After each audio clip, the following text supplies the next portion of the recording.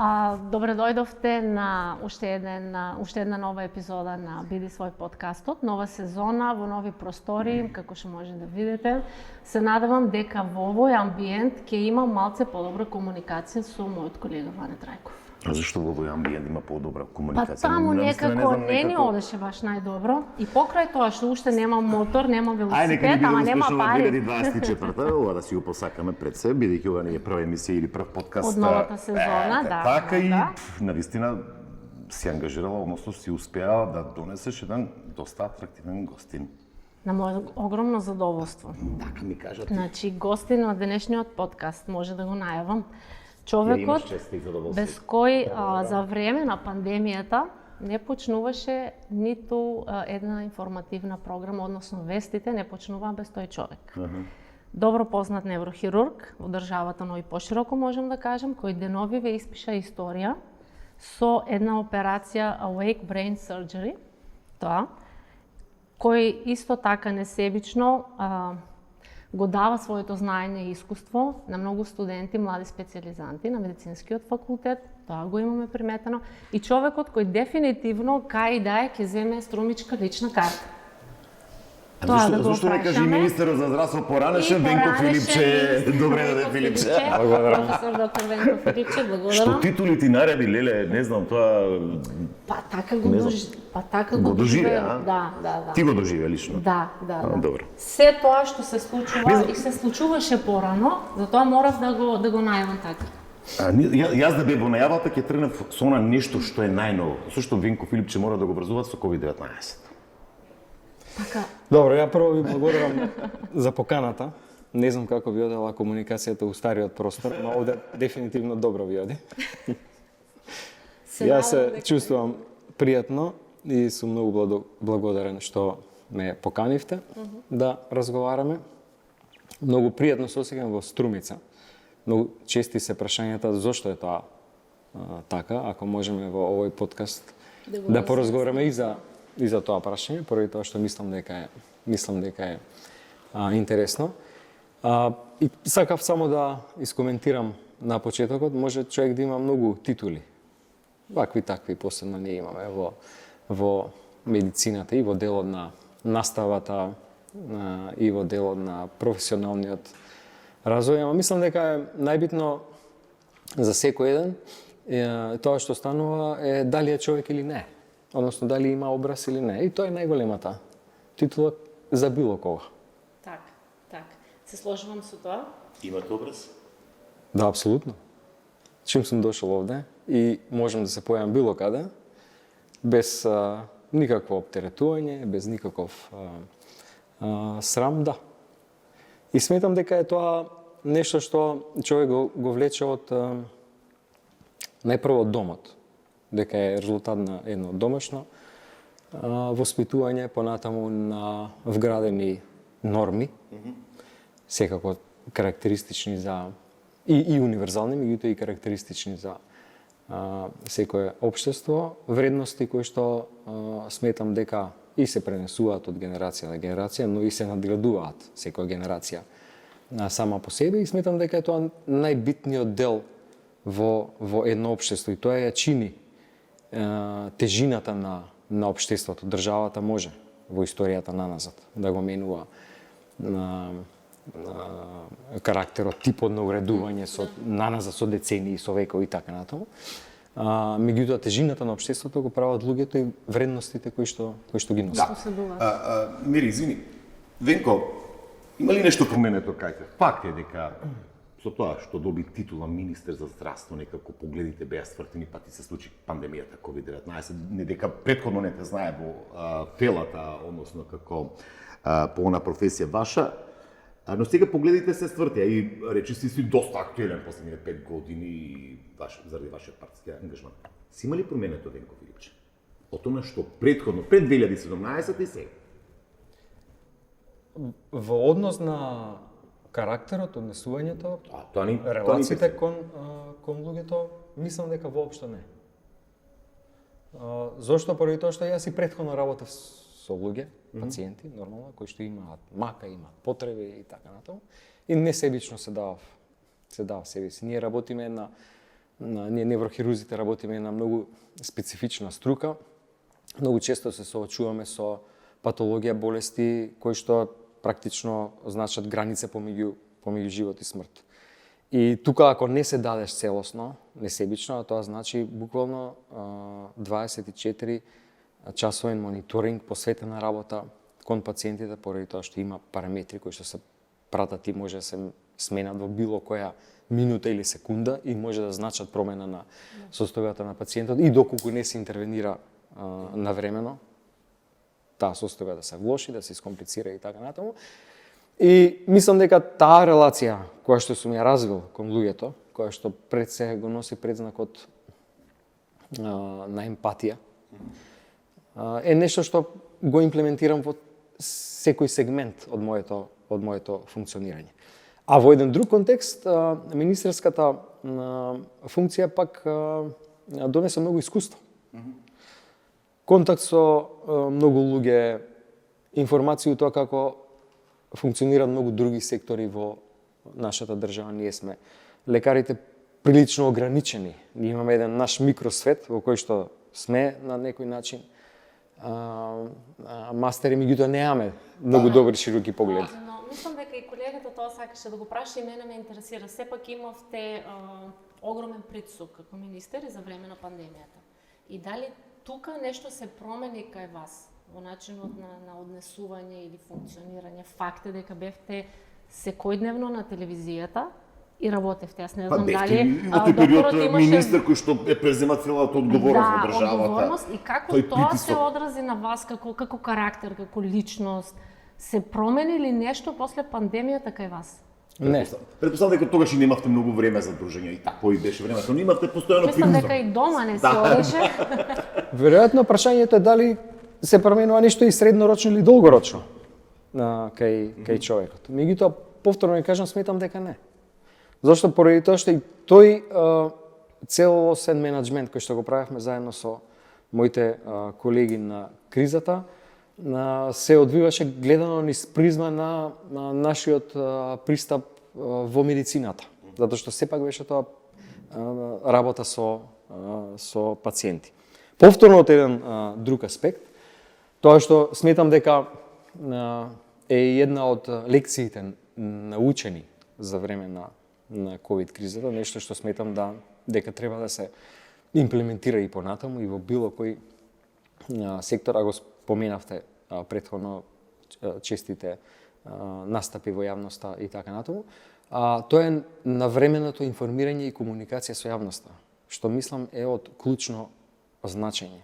Јавноста заслужува да биде целосно и навремено информирана, посебно во ова време кога сме обкружени со многу лажни вести, намерни, ненамерни кампањи и така натаму. Јавноста заслужува, има право, сите јавни функционери имаат обврска да ги информираат граѓаните. И затоа беа тие чести пресконференции, една секој ден, некогаш и два пати во текот на денот. За едноставно кажеме како е реално ситуацијата, за да кажеме со што се соочуваме, кои се предизвиците, како ги менаџираме, за да не оставиме да доминираат лажните вести. Да. Добро, тоа беше еден период во кој што сите ние некако... Искрено да кажам, како новина знам дека 14 часот мораше да има Венко Филипче или пресконференција, па нешто 16 часот, така се сеќавам.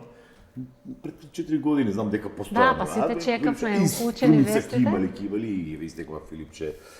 Дам. Како постигнуваше сите тие информации да ги имате, па да одговарате на прашања?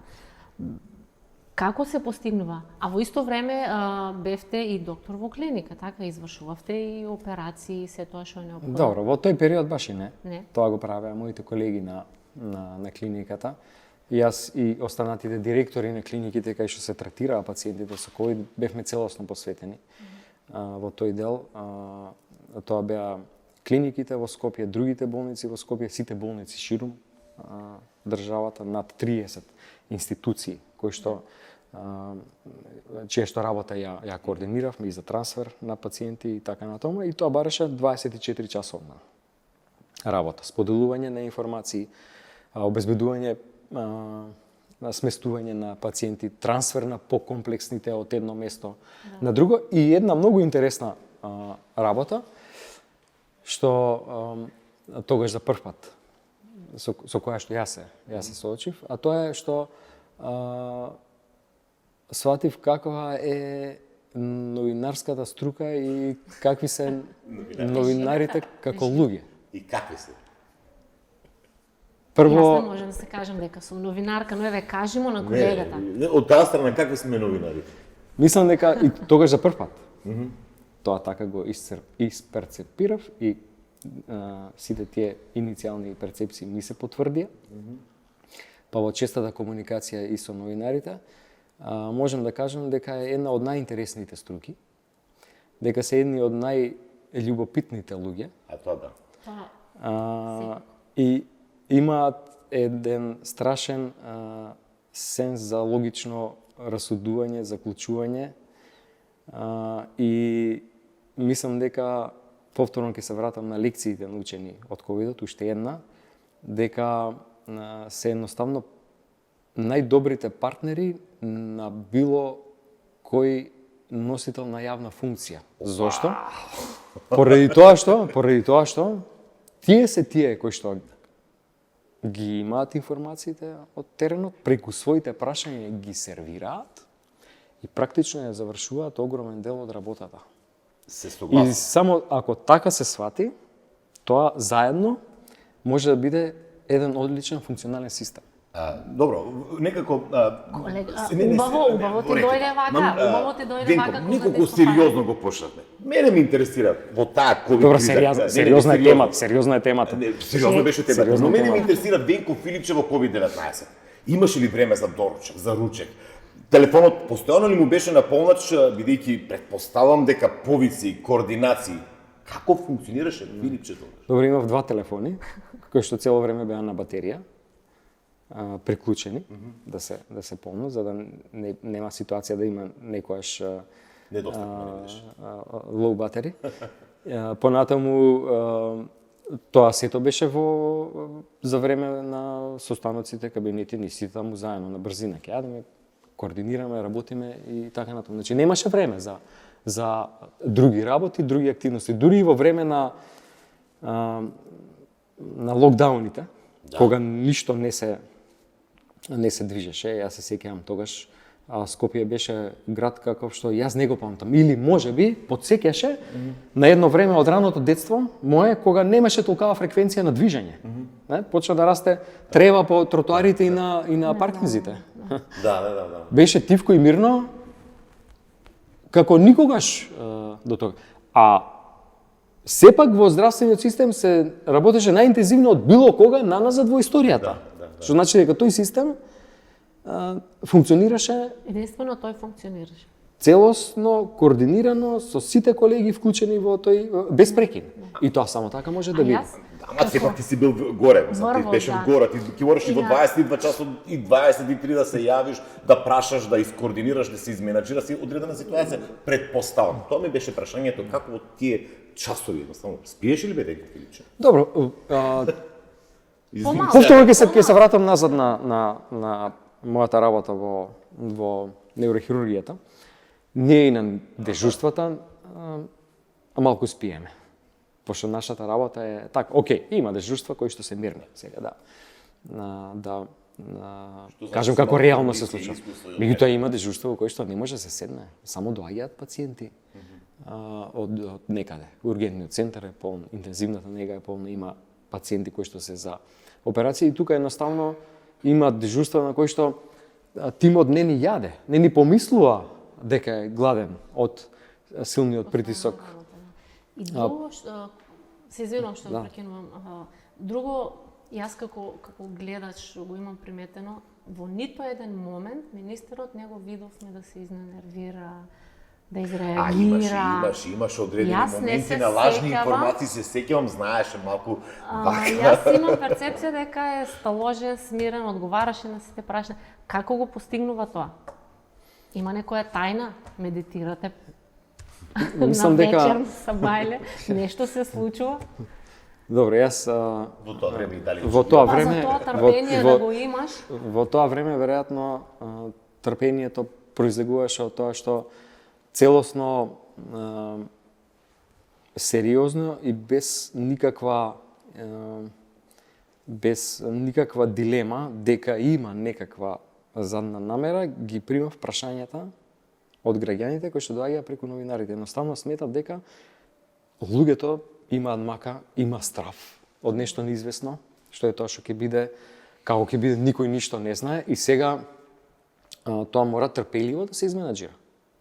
Не може некои прашања на новинарите, некој ги тумачеше како смешни, ја не мислам така. Едноставно беа од обичниот живот. Се јавуваат луѓе и прашуваат. И заслужуваат да им се одговори тоа што во тој момент го знаеме.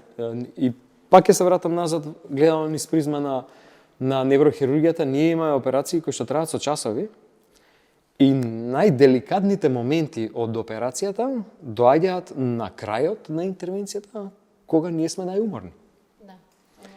Значи, работиме на екстирпација на некој тумор и нервот кој што треба да се зачува доаѓа на крајот на операцијата од таа страна на туморот, од другата страна на хируршкиот пристап. И сега таа најделикатна работа, кога треба еден од најосетливите нерви кои се излегува од мозочното стебло да се зачува, доаѓа на крајот, после 3, 4, 5 часа кога човек е најумерен и кога веројатно е и најдеконцентриран. И од тука доаѓа тој тренинг и тоа трпение. Јас навистина многу време вложи во мојата едукација, во тој тренинг, безброј непреспиени часови на клиниката, безброј операции, третман на пациенти и сметам дека еден дел од искуството го влечам и од тоа. Сепак има искуство. Има искуство, да знае како да се... Сега кога сме кај неврохирургијата, го спомнав на самиот почеток, пред извесен период беше извршена операцијата на, како го викате, буден пациент. Малце околу тоа објаснени, тоа е навистина интересно за нас. Го гледаме само по филмовите. Јас морам да си признам, гледам докторски филмови многу. Знаеш, колега, не сакам да бидам доктор никога. Да знаеш. Не, навистина. Ги гледам. Тука каже нас неврохирург и ајде сега гледам докторски филмови. Па си гледам докторски филмови. Пред некоја емисија за спортисти гледам спортски филмови. Мислам сега... Нема филмови за спортисти. Мислам сега, да бидеме малку поискрени. Докторски филмови. Сериозно ти кажам, кажи си романтични, гледам вакви, онакви сега. Сакам да направам споредба, дали е исто. Ви кажав јас добро биодекомуникацијата? Ќе се старам. Гледам докторски филмови. Некако не го помилам. Ме терај да се колам на сред подкаст и гледам обидва анатомија. Ајде да видиме дали знае некој докторски филм, така ќе знаеме дали е така или не. Она што е најинтересно сакам да прашам. Исто ли е? Зошто не ми даваш да ми каже докторот да ми објасни? Што ти интересира? Лекарите или она што го работат? Она што го работат. Ајде, не лажи. Таму се сите убави лекари, ајде сега да си кажем. Но дали е исто? Сакам да ми објасните и за ова операција на будна пациентка што се има направено, а другото прашање би ми било дали е исто како што гледаме во филмови. Сериозно си гледам филмови, колегата иако не ме верува. Таа раздвиженост, таа акција, тај адреналин таму што го има, дали е исто или тоа се само некои филмски сценарија? Мора да бидам искрен да кажам, јас од последните докторски филмови серии не сум гледал ни една. Значи не сум го гледал Доктор Хаус, не сум гледал Грейс Анатоми и така натаму. Ама ги знаете? Како дете, да, ги знам, ама не сум гледал, не сум ги гледал епизодите, како дете се сеќавам на, не знам вие дали памтите, ама тоа ми е така како низ магла, не може да се сетам ни на делови, на детали. Клиника Шварцвалд. Има колку 40 години има? 40 години. Па сега кој ќе си каже дека се сеќава, значи. Како беше во доцните, не, во старите години на младоста и младите години на старост. Јас не се сеќавам. Добро. Нешто ми е. Инаку да ви одговорам за да се вратиме на ова посериозното, за кој што посериозното, навистина за операција. оваа информација во наш не само го земјава, туку и мислам дека е регионално. Значи, тоа е на некој начин триумф на клиниката. Не сакам да се свати како моje лично достигнување, поради тоа што сепак во тој дел нашата работа е тимска. Значи, ние не работиме сами во операционна сала, има анестезиолози, има медицински сестри, инструментарки, има помошен персонал без кој што апсолутно ниту една интервенција не може да се изведе. И кога се прави нешто ново, тогаш најголем предизвик е организацијата. Станува збор за метода која што кај нас не се правила до сега, а е индицирана да се направи кај пациенти кои што имаат некаква промена, најчесто е тоа туморска промена, во регија во која што има многу битни центри, кои што сакаме да бидат зачувани, па макар и по цена да еден дел од туморот и остане, и после тоа се третира со друга терапија, например зрачна. Зошто? Поради тоа што ако се отстрани цел тумор, а при тоа се оштедат и центрите како например тие за говор или за движење на рака и нога, ние немаме функционален пациент. И на некој начин, иако операцијата е технички и целосно добро изведена, резултатот не е добар. И во таа смисла, ќе цитирам еден од моите стари професори, треба да се направи минимум да се добие оптимум. Поради тоа што максимумот во тоа сценарио, конкретно сега збориме, пошто има и други, се разбира, не ни носи ништо добро. И тоа беше една пациентка млада, 42 годишна, која што имаше тумор во непосредна близина на центарот за говор и за движење на десната рака и нога. И со оглед на тоа што индициравме таков тип на интервенција, влеговме во организација на целиот тој процес, ги повикавме колегите од Белград, кај кои што веќе повеќе години назад таа метода се изведува. Иначе главни во таа работа и во организацијата на тој процес, и затоа кажам дека е тоа триумф практично на целокупниот тим и на клиниката, се анестезиолозите. И тој наш колега анестезиолог од Белград дојде и заедно со нашите анестезиолози, предводени од нашата колешка и шефица на неуроанестезијата Весна Дурнев, заедно со помладите колешки анестезиолози, и јас од другата страна во хируршкиот тим заедно со моите колеги Владимир Рендевски, Александар Жупановски и другите, направивме организација во која што тоа што прво анализиравме е дали пациентот може целокупниот тој процес добро да го свати, да го прифати, поради тоа што не е едноставно да за време на операција некој се разбуди и остане мирен и комуницира со нас хирурзите и извршува наредби, зборува и каже ни нешто, движи раката и ногата, за да сме сигурни дека некој од центрите не е оштетен, или во моментот кога ќе видиме дека, например, движењето на раката или ногата слабе или постепено го успорува говор, ние во тој момент запираме со операција и тука ја завршуваме. И тоа е целата поента.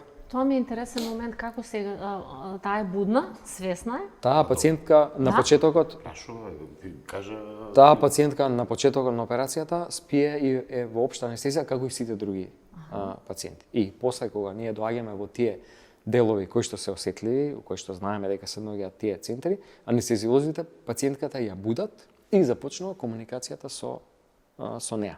И до крајот на операцијата таа останува целосно будна. Значи таа спие додека ние пристапиме на туморот, додека го припремиме целокупното оперативно поле претходно.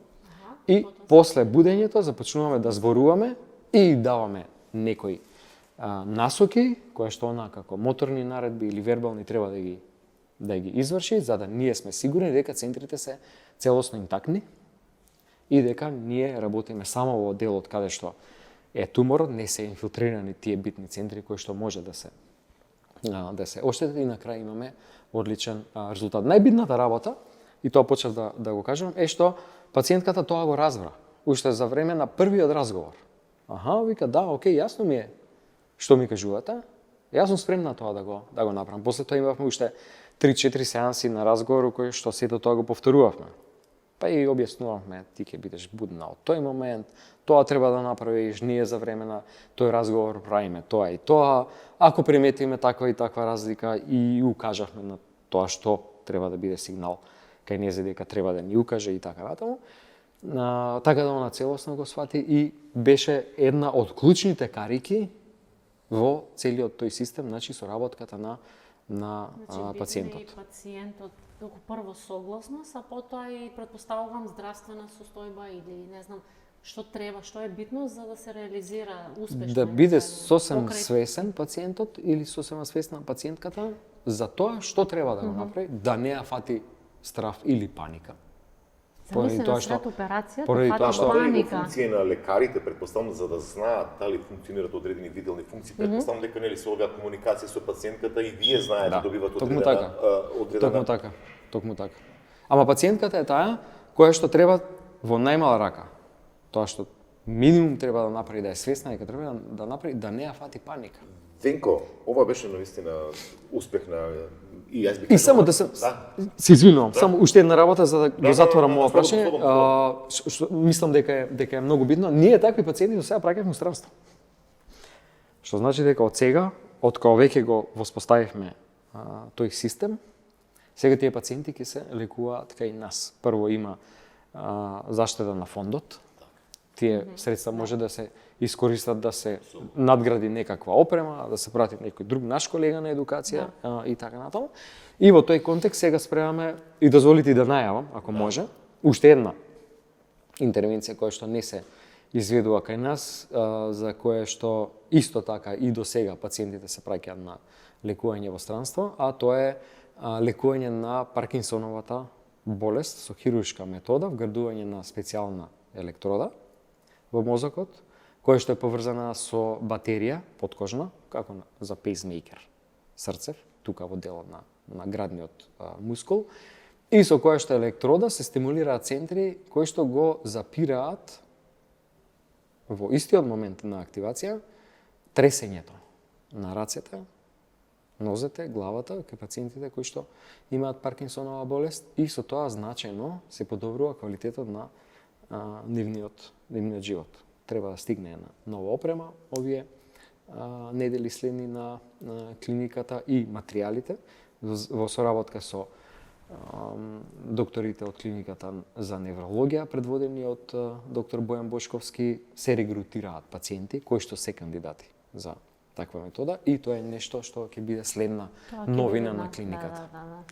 Секој час. Не сакам да го прашам, ова е навистина, не знам. Јас сум уште збунета од тоа како изгледа операција. Ова не е филм, ова е реално што се случено. Предпоставам и за ова, но и останатите операции кои што зад себе ги имате направено. Никогаш си имал прима сепак нешто непознато. Вие мора да отворите, нели? Какво е чувството? Мислам, не знам навистина. Сепак ова е трема и возбуда имаше на почетокот. Ама јас сум од многу мала возраст присутен на хирургија. Јас учев средно медицинска школа, смер медицински сестри.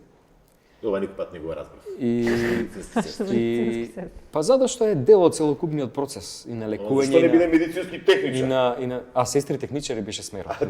Ама пак сестри. Сестри техничари. Иако е машко. Така беше. Медицински сестри техничари беше смерот. Да. И во операционна сала за прв пат влегов во трета година средна школа.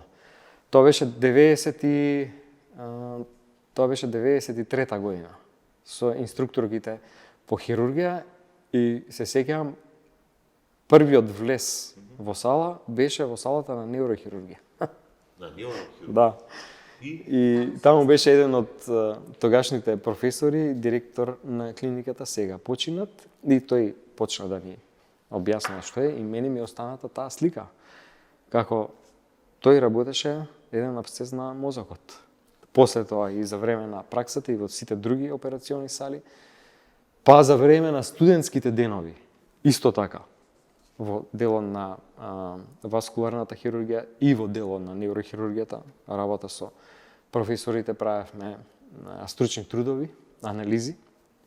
Така да не се сеќавам веќе на периодот кога имало трема поради тоа што со текот на времето тоа станало една рутина у која што и за време на мојата едукација, таа хируршка работа сум ја надградувал, сум се обидувал да од секој еден од неурохирурзите кои што сум ги видел во животот, да сум бил на многу места за време на едукацијата. Една година за време на специализацијата поминав во Белград, во Институтот за неурохирургија, тогаш кај професорот Антуновиќ.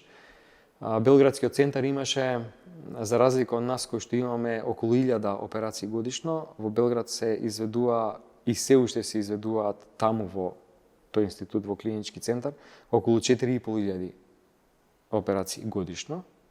Значи огромен број на случаи кои што ми помогнаа да за пократко време да ја скратам кривата на учење. Понатаму вториот сегмент од едукацијата исто така за време на специализацијата, у последната година во Центар за истражување во лабораторија за неврохирургија во Америка, во Колумбус, Охајо, кај професорот Амирати, кој што го запознав на еден конгрес и на кој што му се најавив, не знаев дека е од Колумбус, Охајо, гледам дека е предавач, а интересно беше тоа што после неколку месеци требаше да идеме на свадба кај роднините на мојата сопруга кој што живеа во Колумбус. И јас му викам, јас сум специализант од Скопје, од Македонија, може ли да дам да ја поставам, ке доам у Колумбус, да дојдеш да поразговараме. Само што му пратив мејл, ми даде, се најав и само што следниот ден одам у болницата. И тоа е, предпоставам, како у филмовите. Болницата. Сакам да се прашам, ама ајде да не... Предпоставам. Како во филмовите? Предпоставам.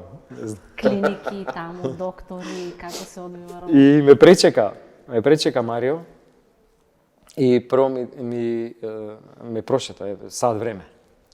Јас после тоа сватив што значи сад време да ти посвети од неговиот работен ден, да те шета, да ти покаже све, и клиничкиот дел, и операционите сали, ми вика, ти не можеш да работиш, нормално немаш лиценца, во операционна сала можеш само да гледаш, но вика, ние тука ги тренираме специализантите на кадавери.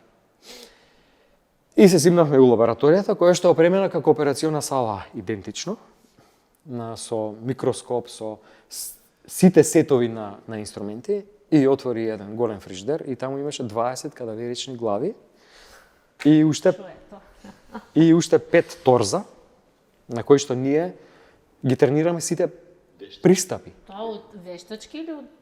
Тоа се од донатори на органи, делови на тело после смртта, таму на возачката дозвола во Америка пишува дали си орган донор или не си. Така е регулирано донаторството таму. И тие кои што се орган донор и ги донираат и нормално, ако треба за трансплантација некој орган, меѓутоа и делови од своите тело во научни цели. Меѓутоа имаат инфраструктура која што им овозможува да сето тоа го, пошто тоа е, пазите, тоа е цела организација, тоа е мини болница. Да. За тренинг на младите лекари. Таму беше деталното учење на сите можни пристапи на главата и анализа на едни нови пристапи со ендоскоп, зашто од целиот тој престој таму од 7 месеци, после тоа излезе една публикација за која што добивме прва награда на следниот конгрес за база на череп, кој што беше во Ротердам, заради тоа што беше новина во тој свет и од тогаш тоа е составен дел на многу хируршки центри во работата за една одредена патологија. Ние да одиш да тренираш една таква метода, например, само на една страна на черепот, да пристапиш од сите страни, од напред, средина и позади, па чини некаде околу $1,500. А таму имаше 20 кадаверични глави, кои што ја ги изработив, од двете страни, и за трансназален пристап, и за задна јама, и со торзата, на кој што вежбавме пристап на рбетниот столб. И тоа беше уште еден сегмент во мојата... Те разбрав, ова се во иницијативно, тоа желба ти, мислам... Да, имав каде да... Тоа не беше платен престој, јас се земав отсуство од работа. На свадба биле луѓето. Не, сакам да кажам дека само иницијативно, не преку клиника или преку... Да. Само Да. И живеев кај роднините на сопругата, кај чичко и Драги Савески. Иселен македонец многу давно, од битолскиот крај, запознав многу луѓе од македонската на диаспора, слушнав многу интересни животни приказни. Они се собираат во црква. Во тој момент црквата во Колумбус беше една од најновите и најголемите цркви во диаспората. Тоа беше 2008 година. Сега, извини што ме прекинувам, после сето тоа искуство на собрано, можем да кажем слободно. Тоа биле првите почитоци, леле, за И кога беше првата операција овде во Македонија? Тоа беше на крајот на специализацијата и веќе после тоа почнува човек со самостојна работа. Значи, јас 2008 година кога се вратив, го полагав специјалистичкиот испит. И добив лиценца да работам и тоа е официјалниот дел. Животната лиценца од аспект на искуство за време на мојата работа со професор Јовковски, кој што беше секогаш тука како супервизор, доека јас ги правев првите операции самостојно. И тоа е исто така нешто што многу значи во поглед на менторството, супервизија, нешто што и сега јас го правам кон помладите. Мене ме интересира, пошто општ лекар морам медицина. Кога се прекрши Венко Филипче да стана неврохирург? За време на студиите. За време на студиите. За време на медицински факултет, ако не беше неврохирург, што би бил? За време на студиите, тогаш 5-6 година почнавме на клиниката заедно со тогашните професори да правиме стручни трудови. И тогаш некако тогаш беше влезот повеќе во мислам да не било трета година средно кога се бил таму неврохирургски техничар. Тешко тоа тешко се каже. Освен тоа што беше прв влез во неврохируршка сала, после тоа бевме присутни во сите неврохируршки сали. Еден дел од работата непосредно после завршување на факултетот, пред почеток на специализација, беше и на васкуларна хирургија. Со колегите од васкуларна хирургија. И тука во тој дел стегнав искуство во тоа како се прават байпас операции, како се шијат тие крвни садови. И сега тоа искуство помага и во васкуларната неврохирургија. Така да само со многу работа се стекнува искуство, со многу и со многу видно ако гледаат младите колеги ќе биде тоа интересно. Многу е битно да комуницираат со претпоставените, со менторите. И многу е битно да јас обидов тоа да го правам. Никој нема да не ти одговори на прашање. Ти можеш да не го прашаш прашањето и толку. Ама ако го прашаш прашањето, тука се развива дискусијата и ќе остане одговор, ќе остане записен грам за меморија во тоа што се дискутирало и никогаш тоа нема да го заборави. И тоа е искуство. Замислете, од врвни неврохирурзи во светот, искуството, па јас за време на сегашната операција. Моите пристапи оперативни техники се компилација на тоа што според мене беа најдобрите техники на сите што сум ги видел за време на мојата едукација било каде во светот на едно место. Еден за едно, друг за друго, трет за трето. И тоа го прави искуството и комуникацијата и добрите ментори, со Сократовите методи, со начинот на комуникација, начинот на прашување на прашањата, развој на дискусија, и тоа останува. Зашто, само да кажам, едни доктори, специализанти, не го штедете Венко Филипче, прашувајте го се што ви интересира. Така. А ќе каже колешката дали ќе се надоврзе исто како на филмовите. Исто како на филмовите, па знаеш ти специализантите буквално трчаат по докторите желни за да асистираат на операции. Тогаш е тоа веродостојно. Тогаш е тоа добра. И тоа сакам да ве прашам. Многу често гледам на вашиот Facebook профил. Не дека го следам докторот да не разбереш, отворен мој профил, не сме пријатели. Зашто ми се увргаш мене? Па знам што ќе кажеш после. Гледам дека скоро секојдневно споделувате постови како работите со млади студенти и специализанти. Предавате во како се вика тоа, катедра Да, катедрата за хирургија на медицински факултет. И многу често знаете да кажете дека во младите еднината и се тоа. Како се однесуваат студентите кон вас? Ете во контекст на разговорот што го имаме. Прашуваат ли, желни се за знаење, трчаат ли по вас да асистираат? Каков е односот? Се обидувам да им го пренесам искуството како јас сум научил како е на друго место. Например во Америка како е. А тоа е врвот на медицината со година, тоа е изворот. И таму има навистина добар систем на едукација. И тој систем се обидувам да го реплицирам, да им пренесам тие мои искуства со цел тие да го прават истото. И одлични имаме ние специализанти.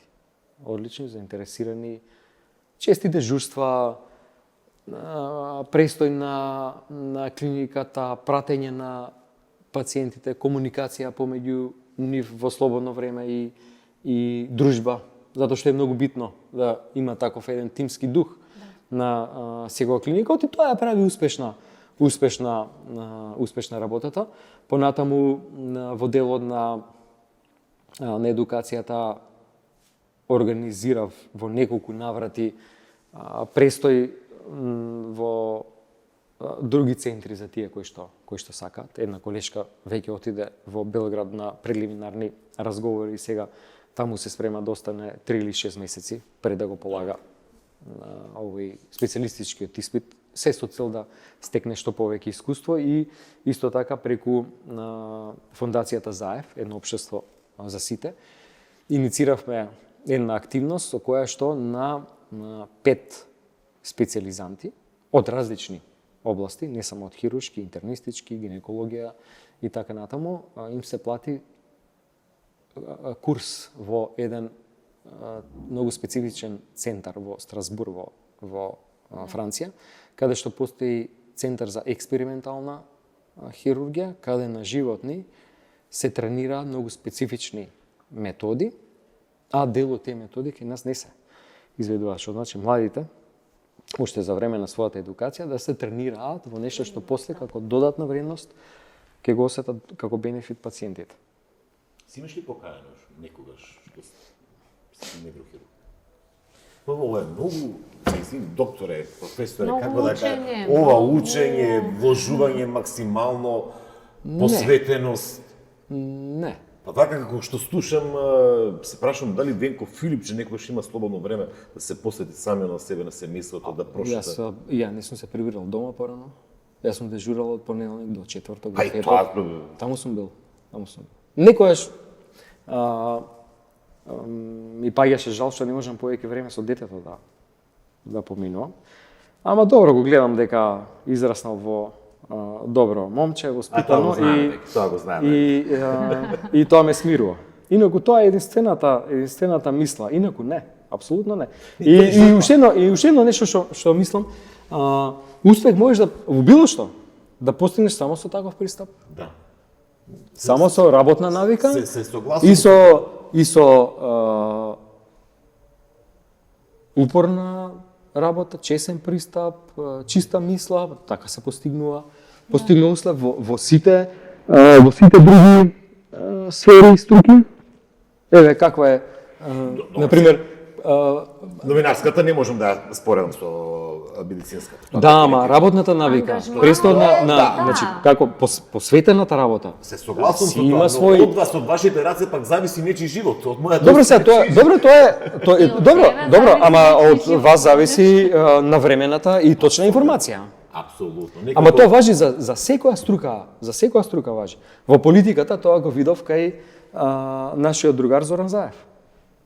Таков пристап имаше во работата. Он беше како премиер, претходно како претседател на партија, нон-стоп на работа. Он прв доаѓаше во владата, а последен си одеше. Така доаѓаат резултати. Тоа е пристапот. Нема друго.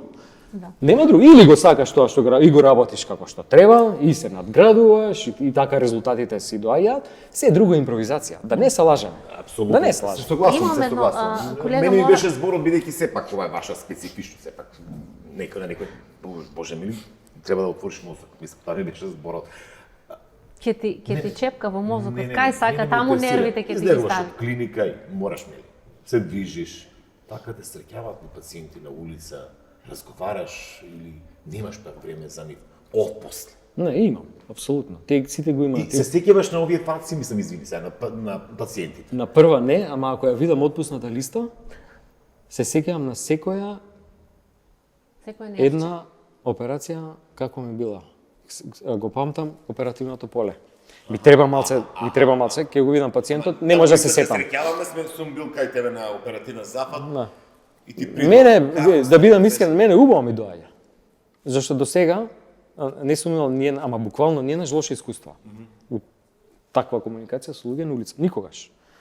Сите луѓе кои што во тој контекст и така пристапуваат се фини, благодарни, се представуваат. На некој се сеќавам, на некој не и така натаму. Меѓутоа, ако некој дојде и донесе медицинските документи, еве и пред 10 години што било, нема операција што не ја памтам. Нема таква работа. При тоа секогаш, на секоја следна, го користам и моите искуства од претходните интервенции. Чекај, ваму беше кај тој така, и тоа е уствари надградбата на квалитетот на оперативниот третман. Сега, докторе, кога работите и операции и едуцирате млади студенти, што би ве правило погорд успешно изведена операција? Или кога пред вас ќе застане некој врвен доктор, а знаете дека бил ваш бивши студент? Што ве прави погорд? Врзани се процесите. Врзани се, затоа што и тие кои што учат од мене се составен дел од тимот и од процесот кој што дава успешно излекуван пациент и тие партиципираат нормално на нивното ниво.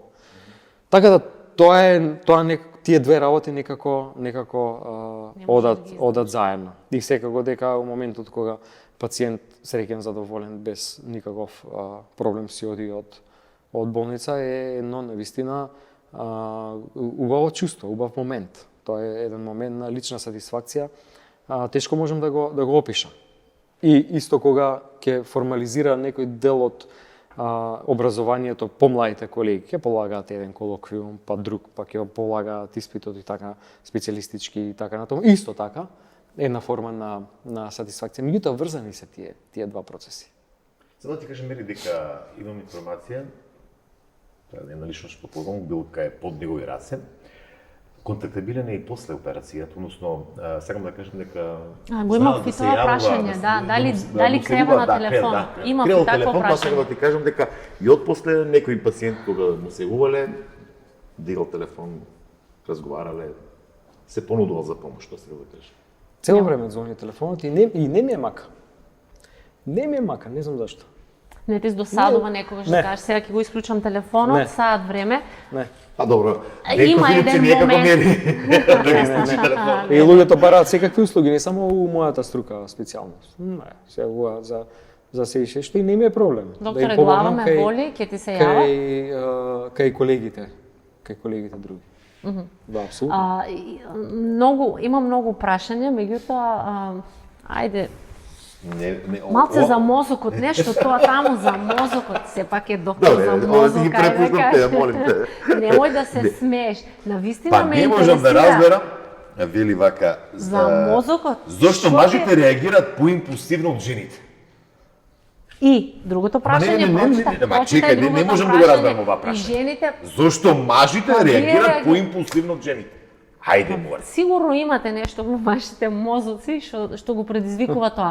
Жените не можат да изреагираат исто како мажите. Јас ти го прочитав прашањето, може да ќе го дадам и на... А од друга страна... Зошто мажите реагираат поимпулсивно од жените? Сакаш да ти одговорам? Ај кажи ти лаички, после ќе прашам од медицински аспект. Ма, сум гледам жена и поимпулсивно реагирам. Не зборувам за тоа. Зборувам за така ти е кавги поставено расправи. прашањето. И жените... Да одговорам со прашање, може? Може. Кога јас сум реагирал импулсивно? Па не, доктора, вие сте исклучал, кај го кажа. Сега, ви сам. Ама генерализираме. Не, Има, добро, шала на знаеш страна. како вика, Па не можам да се согласам, зашто мажите реагираат да не се поимпулсивно. изнервира, да не дојде до тепачка, да не дојде. Кај жените тоа го нема. Кој вика? Па сега од 20 тепачки, Само кажи колку една пати ќе се пенкалото си сожени. го фрлала по мене. Ниеднаш. А ти колку пати имаш станот од подкаст да си одиш? Па ќе си одам за И под Има ли прашањето колку разлика? пати си го погодила? Ма не сум го мала. Да. Не, може структурата и шала малце- на страна. Шала на страна. Структурата на мозокот е иста. Кај сите. Кај мажите и жените. И кај мажите и кај жените. Структурата на мозокот е резултат на еволуција која што трае 500 милиони години. Првиот мозок како структура е во еден тип на риби, амфилоксус, од фамилијата на ајкули, и таа како експонат е изложена во Природно-научниот музеј во Цирих, е многу интересно да се види. И тоа е мозок кој што го сочинуваат само мирисни неурони, само олфакторни неурони. Па во следната фаза, после 100-150 милиони години, значи пред 350 милиони години, почнуваат да се развиваат амфибиите, значи тие функционираат и во вода и на суво, па после дополнителни 50 до 100 милиони години цицачите, значи веќе почнува мозокот да функционира во затворен систем, не во солена вода, како што било претходно, значи во мозочен ликвор, па сите еволутивни фази на цицачите, па мозокот бил порано на почетокот во тој период кога веќе ја препознаваме структурата. Не, чекај, ќе стигнам, ќе стигнам. Чекај сега, само една минута само, извини. Трпение, не биде импулсивен сега. Докажи дека сме исти. Види јас како внимателно слушам. Има разлика, нели? Па почнала гирификацијата, формирање на гирусите и на сулкусите и така натаму, и завршува еволуцијата со Homo sapiens. Кој што мозок ги има сите еволутивни фази и сите типови на клетки кои што ги имаат сите овие претходни цитачи и така натаму назад, се до рибите. Значи во контекст гледано на структура мозачна и кај мажите и кај жените е иста, еднаква, различни се хормоните, различни се веројатно тука се должат и реакциите и така натаму. Меѓутоа и моментите на среќа и на радост и на така се тука еднакви, истите хормони, хемиски молекули кои што се лачат и се и кај мажите и кај жените. Например, тука ме мачи тој дел. Морам да си прашам. Мислите и мозокот, каква е релацијата? Зошто жените се поемоционални?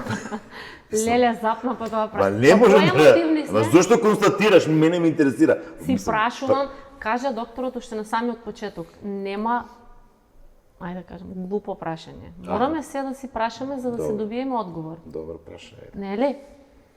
Не се согласувам дека жените се поемоционални од мажите, дека ние сме поимпулсивни. Тоа не се согласувам. Ја мислам дека се еднакви во тој дел. Слушаш што. Исти работи не прават. Исти на пример работи не прават среќни и тоа се хемиски молекули, да ги крстиме мозочни хормони и така се викаат во литературата, кои што на пример и мажите и жените ги прават среќни.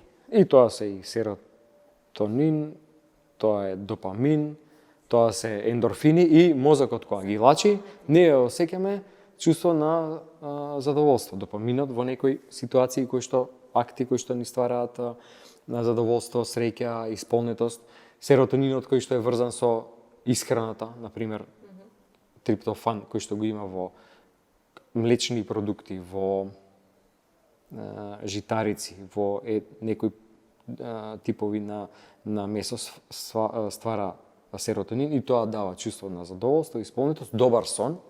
И тоа исто кај мажите и жените. И тоа ја намалува можноста да се добие мозочен удар кога сме ние посреќни, кога живееме здраво, кога размислуваме здраво. Тоа ли ти беше прашање? Во принцип, има повеќе фактори кои што доведуваат Да научим нешто. до мозочен удар и во таа смисла превенцијата и да го правиме тоа што може да го правиме за да го намалиме ризикот од мозочен удар е тоа што можеме да го направиме, се друго е генетска склоност на која што не може да влијаеме. Имаше едно испитување излезе пред неколку години во кој што еден од главните ризици за настанок на било каква васкуларна болест, дали срцев удар или мозочен удар, е стресот. На прво место.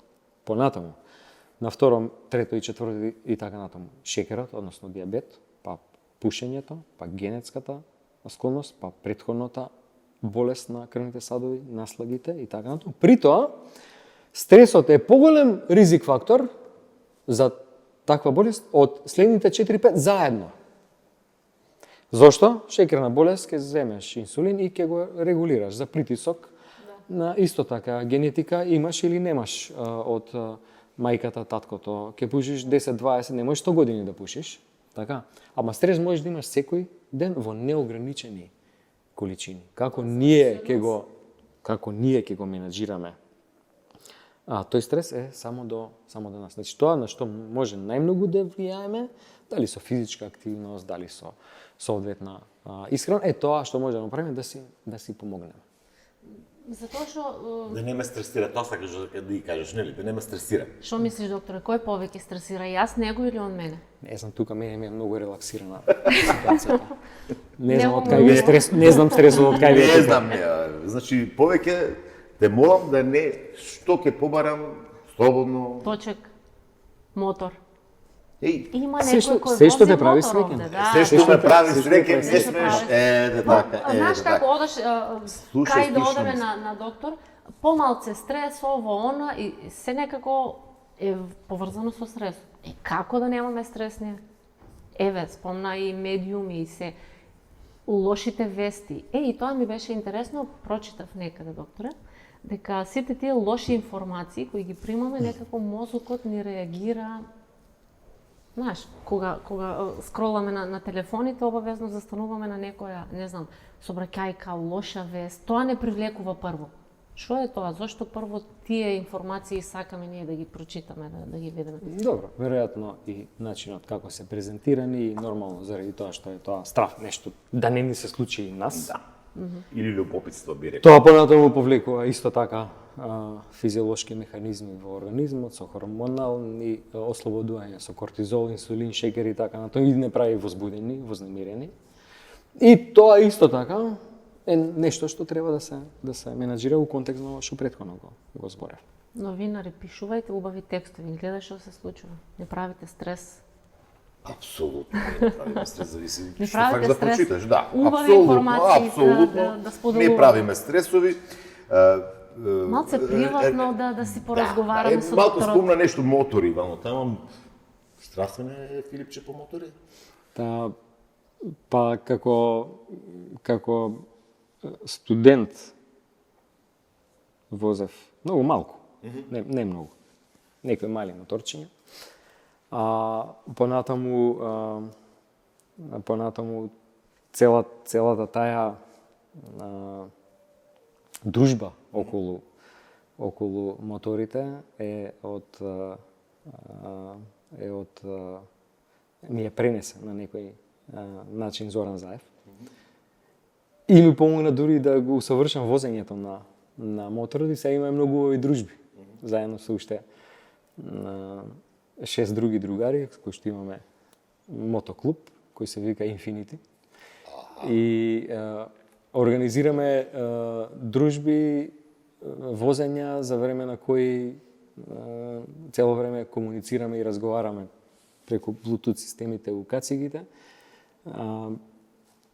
Релаксирани, опуштени разговори. Многу интересен мототуризмот. Јас сум шетал многу порано низ светот, ама тоа и на тој начин што се доживува со мототуризмот, мислам дека нема замена. Да ги поседиш такви предели места, прво не можеш со друго. Можеш да одиш само со мотор до негде. Таа природа, такви места, такви дружби има само со тој мототуризам кој што насекаде во светот е многу развиен. Гледаме ке нас се повеќе се развива и навистина тоа ми е една од тој мототуризам и тие дружби ми се едни од фаворитите у последните години. Не само тоа.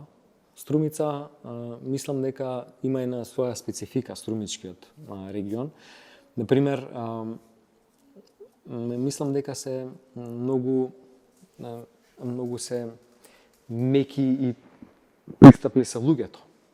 И за комуникација, и гостопримливи, и за дружба и така натоа. И мислам дека нема така на друго место у државата. Тоа е една работа. И второ, целиот регион. Тоа што е блиско и до Грција и до Бугарија си го прави своето. И тоа е една од причините зашто и канцеларијата на фондацијата ЗАЕФ, во кој што јас сум еден од основачите, ќе биде сега тука во Струмица, во ловниот дом, треба да профункционира некаде од летото или есента. Канцелариите тука, тоа фондација кој што едноставно рече и неколку стипендисти, односно помага пред се млади. На која адреса е? Односно, планираш лична карта Струмица? Ке видиме тоа од градоначалникот. Зависи. А од Венко Филипче? Јас го прозов и од... Јавно да побарам? Јас побарав јавно на минатиот митинг што го имавме, сега од него очекувам фидбек. Нема уште одговор. Ајде и од овде да побараме. Апликат, дали имаш подесено барање до побара? Тоа не интересира. Ако треба и ќе формализирам тоа така. Апсолутно, во најскоро време. Во најскоро време. Во најскоро време, да. Добро. Сега, кој е Филипче приватно? Никако добивам впечаток дека приватно многу не сакаме да збориме за својот приватен живот. Што? Кој е приватно Генко Филипче? Па добро, станува многу рано. У колку? Во 6. У 5:30, 6. Ама и многу рано заспивам. Околу 11. Ништо. Па затоа не ги фајки во овие во анатомија сериите. Покасно се, докторе. Ништо. И одам со бајре на овој тренинг или кикбокс или кардио трчање. Па после тоа на работа на клиника. Во попладневните часови уште еден тренинг во теретана. И понатаму работа или во делот на фондацијата нешто што имаме или во делот на медицината. Во првата половина на неделата, втората половина на неделата и во попладневните часови после работно време сум присутен тука во Струмица исто така околу работа со фондацијата или во дружба со другарите од мотоклубот. Знаеме дека добар хирург си, добар кулинар, готвач нешто? Не. Знаеш да спремаш нешто? Не, во концепција. Не, добро, во концепт знаеме дека си. Кој не те знае за таму ќе да видим. Дали знаеш добро нешто да сготвиш? Не. Не сум Ниту јајце?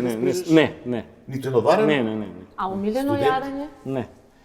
Нема таква работа. Не сум јас многу мераклија за јадење, јас тоа го доживам повеќе како социјален момент дружба. Знаеш да запее Венко?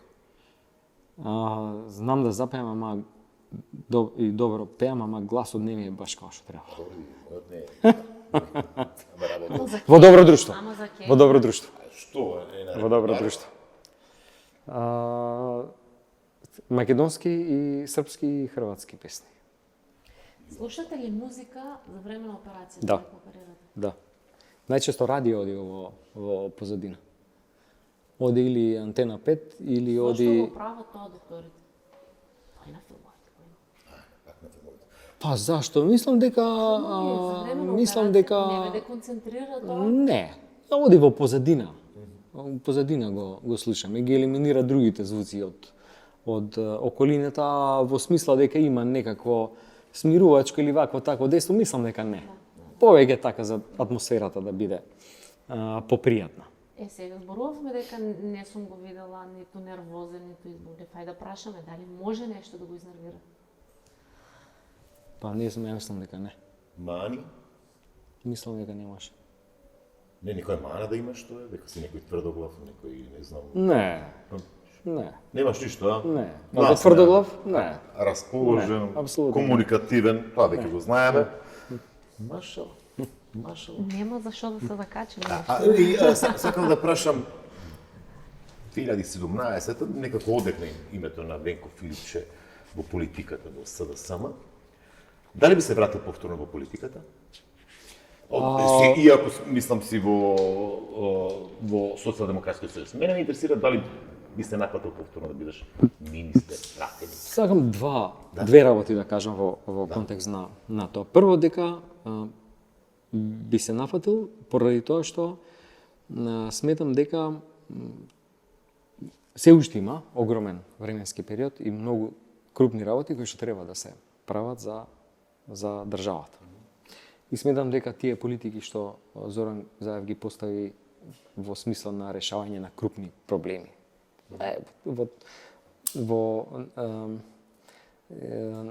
Тој негов стил со еден широк консензуален пристап. Луѓето, одличен третман кон луѓето, треба да продолжат. И така ја гледам политиката. Мислам дека сме премногу поделени и мислам дека е време да се направи едно многу широко обединување, поради тоа што тоа е во интерес на сите граѓани во државата и во интерес на државата. Не можеме ние да одиме напред, поделени, закопани во ровови и така натаму. Јасни се политиките кои што може да не водат напред, ние се што треба е само да се обединиме. Би се вратил ако ти се понуди можност повторно министер за здравство? Па би размислил за тоа. Не сум сигурен. Помалку стрес. Не сум сигурен. Би можел ли Венко Филипче да биде пратеник? Па мислам дека со еден пристап ваков како што спомнав, секој еден кој што било која функција, вклучувајќи министерска и пратеничка, ја разбира како сервис за граѓаните, може да го прави тоа. Да. Јас само за крај те заинтересира не, нешто сега, шо? Вака сакам тебе да те прашам. Може да ја прашам неја? Праше. Јас не сум гостинка во Не, сакам тебе да те Ајде. прашам. Венко Филипче повеќе би сакал да го гледаш како неврохирург или пак како министер? Уф. Не знам, не можам да се Остаи решам нешто за тоа. следната емисија? Не можам да се решам. за Остаи тоа. нешто за следната? А Остаи нешто за сега. Како се викам за Остаи нешто за Па, следната. тој ќе Остави биде за следната, доктор и ајде. кога ќе биде министер, Ето. нема тоа спорно. Валјда ќе ме викне да пак на подкаст. Да, обавезно. Докторе, бидејќи нашиот подкаст се вика Биди свој и сакаме еден апел секогаш за крај да дадеме на младите, сите тие кои сакаат, например, да имаат план да студираат медицина или воопшто за младите. Некој совет да ни дадеш за нив? Нека студираат, нека